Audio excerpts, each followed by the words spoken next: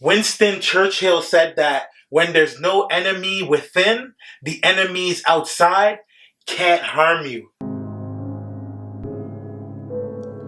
I came from uptown, way uptown. I came from uptown, way uptown. I came from uptown, way. Ayy. So I checked out the film A Perfect Enemy. This is a psychological thriller that was directed by Kiki Melo. The film is based on the book Cosmetic de l'Ennemi that was written by Belgian author Amélie Nothomb. This film takes you deep into the conscience of a famous Paris architect named Jeremias Angst, whose obsession with perfection leads him to believe he's committed the perfect crime. But his inner enemy, his guilty conscience, almost causes his self-destruction. Texel Textor is a mysterious girl that is as weird as her name. She first appeared to Jeremias on his way to a Paris airport, and he gives her a ride there, but misses his flight in the process. The airport brings him memories of his past because he designed it, and it was under construction about 20 years ago, around the same time his wife, Isabel, went missing. While he's kicking it in the airport lounge, waiting for his next flight, the weirdo Texel approaches him again and forces him to listen to her disturbing stories about her bizarre childhood.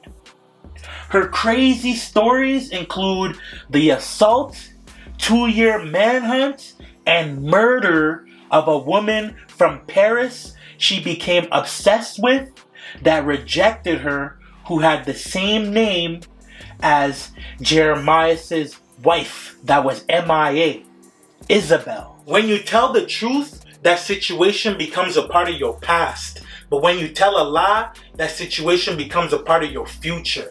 And when a lie is repeated enough, it'll eventually be accepted as the truth, especially when the truth is hidden. Jeremias had been lying to himself and others for so long, he actually legit believed his own lie that his wife was missing. But deep down, he was feeling guilty about the situation surrounding her disappearance, and his conscience was tormenting him. Flashbacks showed that Jeremias got mad emotional and did Isabel dirty after she tried to leave him. He killed her because he was afraid of losing her and didn't understand why she fell out of love with him.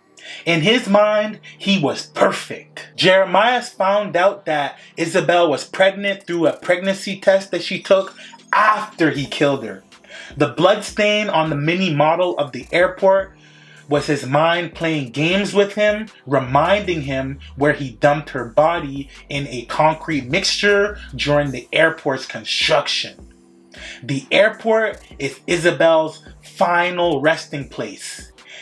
Jeremias was feeling so twisted up inside about murdering her and his daughter in the process that he visualized and tormented himself with his own hallucinations. Texel Textor was a hallucination of his would-be daughter he imagined Isabel would have given birth to had he not bodied her.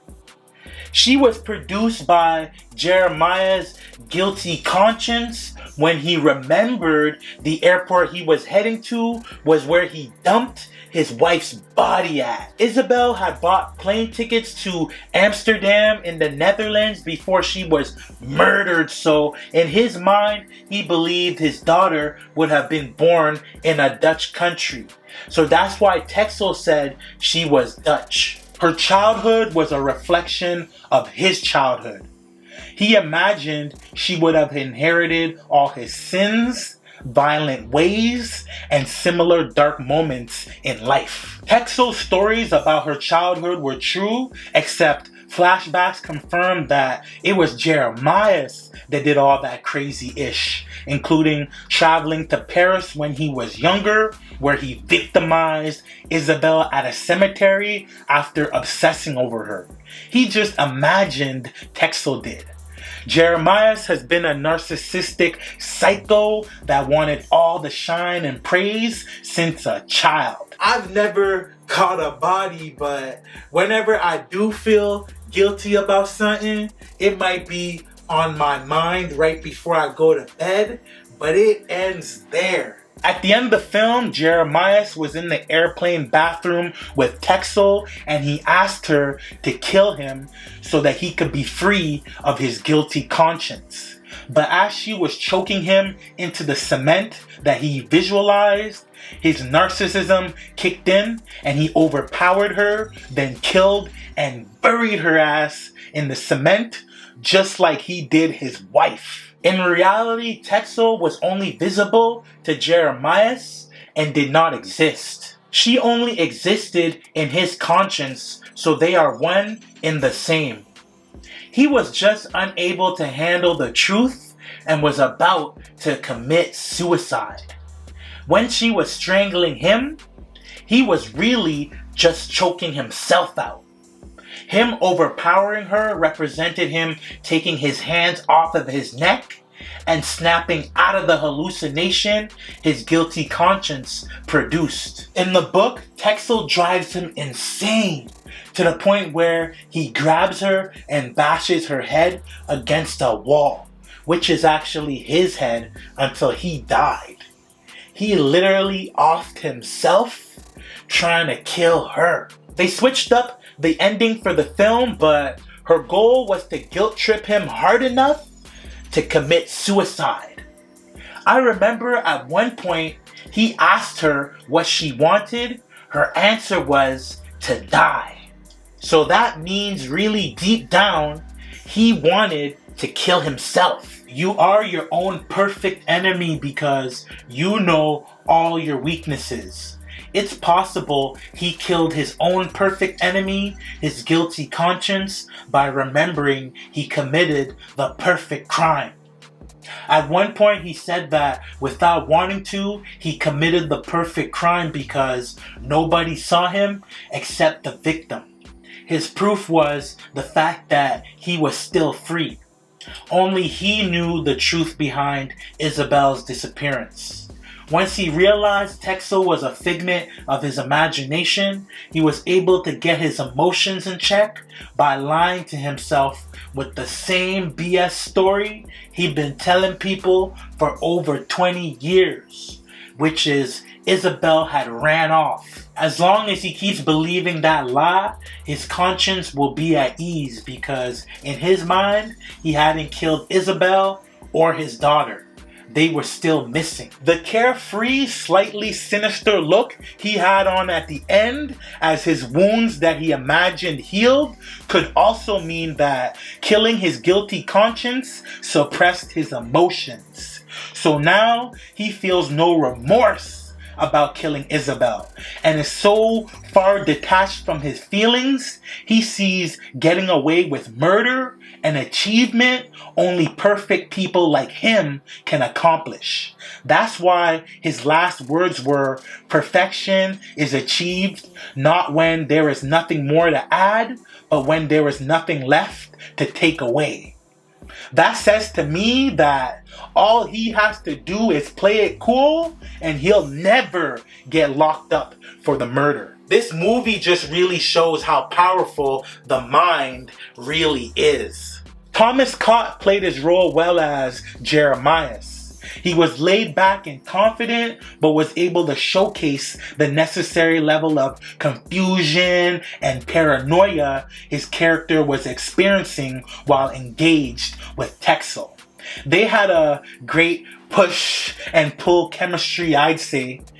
He kept trying to push her weird ass away, but Shorty's unbelievable stories kept pulling him in. Athena Strates was the star of this film. She was hella convincing as Jeremias' inner conscience, Texel Textor. I honestly thought she was just a Looney Tune looking for attention up until when she fessed up. She gave off Harley Quinn vibes. Her laugh was menacing. It was on the level of the Joker's. A Perfect Enemy had a cool story with a lot of twists, but it was a slow burn. There was little to no action at all and a lot of dialogue between the characters. This movie was entertaining though, and all the characters played their roles well, so I'm gonna go ahead and give it 3 mics. Let me know what y'all thought about A Perfect Enemy in the comments below. It's absolutely free for y'all to support the channel. Doesn't cost y'all a dime to hit that like and subscribe button, so make sure y'all do that. And I'm gonna get up with y'all in the next video, alright? Holla at me.